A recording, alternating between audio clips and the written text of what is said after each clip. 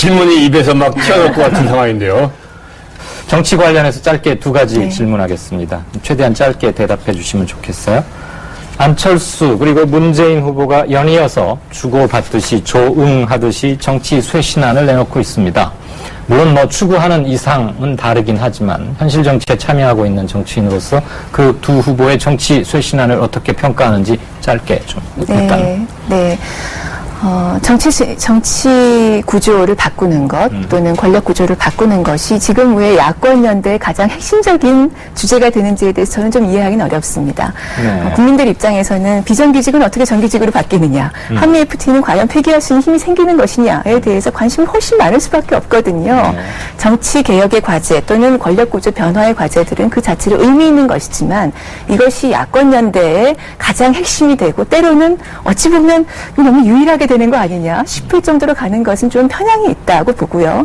또 하나는 정말 다음 대통령이 5년 동안 하실 수 있다는 판단을 가지고 지금 이 논의를 하시는 것인지 저는 의문입니다. 왜냐하면 지금 가령 여소야대 국회라고 하면 저는 얼마든지 현실성이 있는 논의라고 보는데 새누리당이 과반수가 넘지 않습니까? 그렇다면 새누리당 의석이 사실 이 과반수가 역전되기 전에는 야권 후보들이 사실 정치개혁 구조 문제는 논의를 하시더라도 실현되기 대단히 어렵습니다. 그래서 이런 정말 서민의 삶에 영향을 미칠 수 있느냐, 또 앞으로 대통령 임기 5년 동안 하실 것이냐, 하실 수 있다고 판단하시는 것이냐, 이 문제에서 조금 더 정말 연대를 하시려면 서민들의 삶으로 깊이 들어가시는 것이 필요하다 봅니다. 후보 단일화가 됐다고 칩시다. 문, 안 두 후보 사이에. 그래서 이제 범야권 단일 후보와 네. 새누리당 후보가 있고 이정희 후보는 계속 이제 뛰는데 초박빙 국면이어서 이정희 후보가 얻고 있는 지지율을 만약에 야권 단일 후보에게 간다면 이쪽이 이길 수 있다. 단일 후보가 이길 수 있다라는 상황일 때 정권 교체를 위해서, 세력 교체를 위해서 후보를 사퇴할 용의가 있습니까? 야권 연대에 관해서는 저희 민주노동당 시절에 저희가 가장 먼저 주창을 드렸고, 제가 2010년 지방선거부터 2012년 4월 총선까지 전국선거 2번, 그리고 또 부분적으로 보궐선거까지 해서 모두 5번을 제 이름으로 서명을 했습니다. 온갖 가지 방법을 다 써봤습니다. 협의를 해서 경선을 하기도 하고요. 또는 그냥 사퇴를 한 경우도 있고요. 정말 여러 가지 방법을 다 썼는데 4.11 총선 전에도 야권 단일화가 되면 무조건 이긴다, 여소야대가 된다 하는 것이 모든 여론조사에서 나왔습니다. 하지만 정작 선거 국면에 들어가니까 그렇게 나오지 못했거든요. 이 원인이 뭘까? 제가 가장 깊이 생각하지 않았겠습니까? 네. 야권 연대가 상식이 됐지만 어느 순간에 식상해져 버린 겁니다. 이것을 뛰어넘는 야권 연대를 만들어내는 것이 굉장히 중요하다고 봅니다. 그러면 이건 좀 시청자들 궁금해하실 것 같아서 이정희 후보가 사퇴를 하면 야권 단일 후보가 이길 것 같다. 그렇게 진전이 된다고 치고 말이죠. 투표일 며칠 전에 사퇴할 용의 없으세요? 저희 민주노동당 시절부터 네. 통합진보당의 당원들은 국민들의 마음을 가장 잘 알고 계신 분들입니다. 네. 가장 현명한 선택을 해왔고요. 지금에 있어서 지금 저희가 취해야 되는 가장 현명한 선택은 어떻게 야권 전체가 내용을 풍부하게 하면서 지난 시기 야권연대의 식상함을 덜 것이냐, 그래서 풍부하게 할 것이냐, 이것에 지금은 초점이 가 있는 것이죠. 그리고 아마 선거가 끝나는 마지막 순간까지도 가장 현명한 선택을 함께 하시리라 봅니다. 제가 질문을 너무 빨리 드렸거든요. 보충 질문 하나 드리겠습니다. 야권 후보 단일화 말씀을 하셨는데, 지금 야권 후보 단일화 논의의 틀을 보면은 아직 정해진 건 아닙니다만은 문재인 민주통합당 후보하고 네. 안철수 무소속 후보 두 분이 논의를 할 테고, 그쪽에서 보면은 통합진보당에 대해서는 그렇게 논의 구조에 동참해 달라라는 이런 요구를 하지 않을 것 같거든요. 현재 분위기로서는. 그럴 경우에 야권 연대의 모습, 특히 통합진보당이 어떤 역할을 하실 건지, 저쪽은 별로 반기지 않는 상황 같은데, 그런 상황에서 통합진보당이 어떻게 하실 건지 네. 좀 말씀해 주시죠. 통합진보당에 포함된 야권연대가 이루어지지 않게 하려는 것은 지난 총선 전부터 시작된 새누리당의 재집권 전략입니다. 그것이 일정하게 저희 5월 달에 비례경선 사태를 둘러싸고 이 모함에 근거한 허위에 근거한 언론의 아주 공격적인 보도 때문에 그것이 마치 국민들한테 진실처럼 받아들여지면서 진실과 거짓이 뒤집힌 일들이 발생했죠. 그래서 국민들께서 아직도 또 그렇게 알고 계신 분들도 많습니다. 근데 이 문제를 저희로서는 이렇게 극복해 나가고자 합니다. 야권 전체가 어떻게 이 종북 공격 또는 거짓 휘말리지 않게 할 것이냐 하는데 굉장히 큰 관심이 있고요. 지난 이 한반도 정세의 위기 상황을 둘러싸고 또 서해 NLL 논란을 둘러싸고 14선언으로 우리가 공통으로 야권이 이행하겠다고 다짐하는 것이 이 문제의 가장 근본적이고 고차원적인 해결 방법이다라고 저희가 가장 먼저 사실 두려움 없이 말씀드렸죠.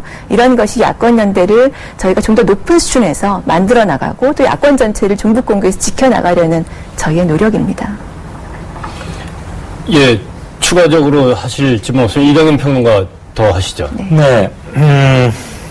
이 질문이 그렇게 맞듣지 않으실 겁니다. 저도 좀 그렇긴 하지만 뭐 개인적인 입장을 떠나서 시청자들 궁금해 하실 수도 있는 것 여쭤볼 질문할 그런 것도 있으니까요. 지금 진보 분열됐죠. 안타까워하는 사람 많은데 그 전에 진보 신당 계열까지 하면 이제 세 갈래로 돼 있는데 우선은 진보권 내에서 후보 단일화 뭐 가능성 있다고 보십니까? 심상정 후보의 경우 어느 자리에서 뭐 대단히 원론적인 얘기이긴 했습니다만 조건이 맞아진다면 굳이 못할 이유 없다고 본다 이렇게 발언하는 건 봤는데 그 점에 대해서는 일단 어떻게 보십니까? 얼마 전에 이제 그 당과 민주당의 원내대표들께서 만나셔서 네. 민주당의 또 큰 집 작은 집 아마 이런 말씀도 하셨죠. 그렇다면 이미 뭐 더 다른 저희 당과 관계를 더 논의할 문제는 아닌 것 같습니다. 네. 또 추가하실 예, 뭐 여쭤보고 싶은 부분이 너무 많은데 시간이 좀 급해서 이번 대선에 나오시면서 가장 그 역점을 둔 사안이라든지 아니면 통합진보당이 준비하신 어떤 이 슬로건이 있다면 어떤 걸 소개 좀 해주시죠. 그 노무현 전 대통령께서 이런 말씀을 하셨죠. 깨어있는 시민들의 조직된 힘이 굉장히 중요하다. 그것이 현실에서는 노동조합입니다. 지금 노동조합 조직률이 10%가 안 됩니다. OECD 평균 27%인데요. 비정규직 노동자의 조직률은 1.7%밖에 안 됩니다. 조직률이 낮은 만큼 이 노동의 현실은 떨어질 수밖에 없습니다.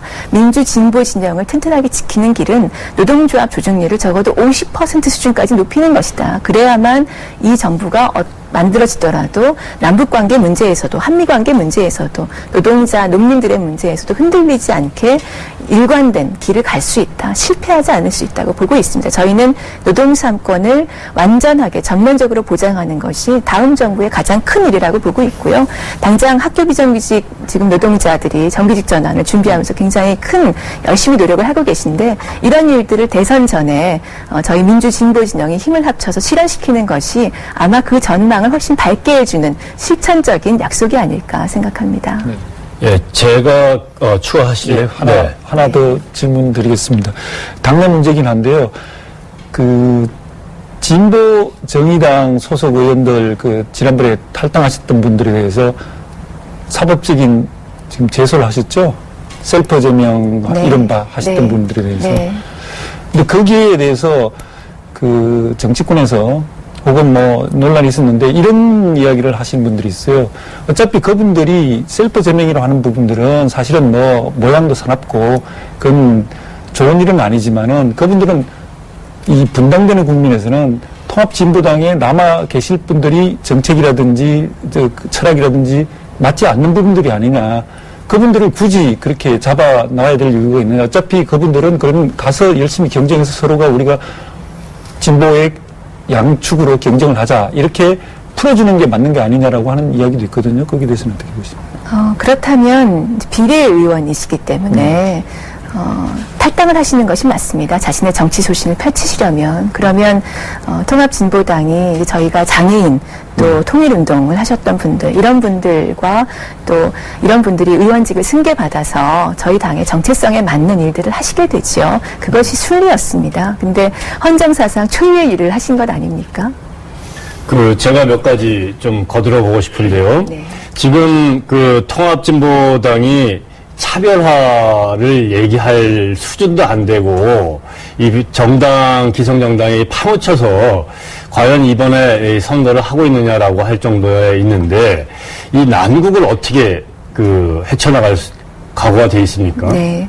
제가 지난주에 쌍용자동차 대한문 분향소에서 1000배를 드렸는데요.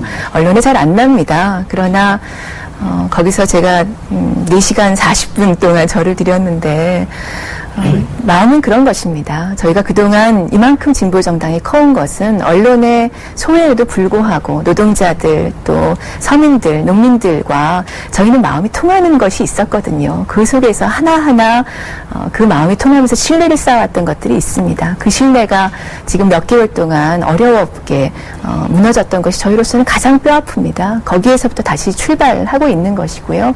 지금 언론이 문재인 후보와 안철수 후보의 사실 단일화에 굉장히 이제 관심을 많이 가지시고 거기에 집중하고 계신데, 사실 제가 아까 상식과 식상이라는 말씀을 드렸지만 그것이 단일화가 되기 전까지는 왜 안 되냐 이렇게 이제 다들 관심을 갖고 계시다가 단일화가 되고 나면 그래 됐지 근데 뭐가 달라지냐 결국 이렇게 되는 일이 지난 4월 달에 이미 있었습니다. 그래서 그 위험성을 제가 정말 뼈아프게 경험했던 사람으로서 말씀드리는 것이고, 그 실패를 반복하지 않겠다는 생각으로 저희는 진보적인 의제들을 그리고 함께 또 실행해 나갈 수 있는 실천의 의지를 확인하는 방법이 무엇일지 이걸 계속 제기하고 있는 것이지요. 진보적인 의제를 제기하지 않아서 이 언론의 조명을 못 받는 게 아니라 이 침묵의 형벌을 스스로 네. 택했는데, 이 침묵의 형벌이 너무 짧았다. 또는 이 통합진보당이 나설 일이 아닌데 지금 대선에 나왔다라고 하는 것이 여론이기 때문에 언론의 조명을 받지 못하고 있는 거라고 생각하지는 않습니까? 제가 그동안 너무나 큰 부족함이 있어서 실망을 많이 드렸던 것에 대해서는 제가 가장 뼈아프게 또 성찰하지 않았겠습니까? 그럼에도 불구하고 다시 국민 여러분과 또 이렇게 만나서 말씀을 드리게 된 것은 사람이 잘못할 때가 있죠. 저희 당이 참 실망을 많이 드렸습니다. 그런데 노동자들 또 농민들께서 그러면 너 아무것도 하지 말고 너 나가 죽어라 이런 마음으로 그런 마음으로 아이를 키우고 또 사람을 대하지는 않거든요. 저희가 무엇이 정말 잘못이었는지, 무엇이 부족했는지, 무엇이 희생과 헌신이 아니라 이 경쟁과 또 어떻게 보면 자리다툼으로 바뀌었던 것인지를 스스로 깊이 성찰하고 그 마음을 솔직하게 보여드리고 다시 시작하겠습니다. 그것이 저희가 가려던 길이 잘못된 것이 아니었다면 부족함을 채우겠습니다 하고 다시 일어서는 모습을 보여드리는 것이 오히려 더 아픔을 겪긴 하지만 또 말씀도 많이 듣지만 어려운 말씀도 많이 듣지만 그렇게 또 일어나야 한다고 생각합니다. 예, 이제 마지막 질문이 되겠습니다. 이 여성 후보이신데 여성 정책, 공약 이런 건 없습니까?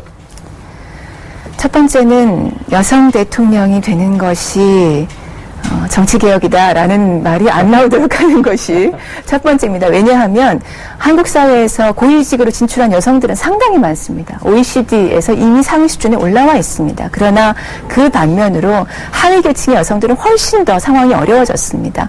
여성 비정규직 노동자들이 차별을 받지 않고 정규직으로 전환되고 남성과 동일한 수준의 임금을 받는 것, 이것이 가장 중요한 의제여야 하죠. 이것이 바로 정치 혁신입니다. 여성 농민들이 스스로 내년에 또 농사 지을 수 있는 엄두를 낼 수 있어야 하고요. 성매매 여성들이 이거 안 해도 내가 아이들 키우고 살 수 있겠다, 결혼해서 살 수 있겠다 하는 생각, 새로운 삶의 희망을 가질 수 있는 것이 바로 여성 정책의 핵심입니다. 그래서 박근혜 후보 새누리당에서 하시는 말씀이 빨리 들어갈 수 있도록 하는 것이 여성 정책에 대한 좀 정상적인 토론이 되는 것 아닌가 생각합니다. 예, 오늘 바쁜 일정에도 불구하고 이 자리에 참여해 주셔서 대단히 감사합니다. 네, 고맙습니다. 예.